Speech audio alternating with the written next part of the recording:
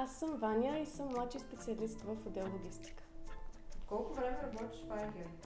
От почти една година. С какво се занимаваш преди да започнеш работа тук? Бях студентка в Англия 4 години, като учих психология и криминология. Какво те накара да се върнеш в България след обучението си в чужбина? Любовта. Как научи за Айгер? От интернет и от познати, които работят тук. Защо избра Айгер? Какво те привлече в компанията? Привлякоха ме най-вече условията на работа, както и възможността да придобиеш нови знания и опит в различни сфери. Какво ти харесва в работата в Айгер?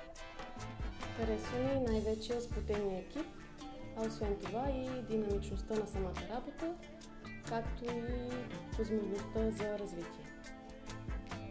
В Айгер работим здраво, но обичаме да разпускаме качествено. Ти как изпускаш парата след дълъг работен ден?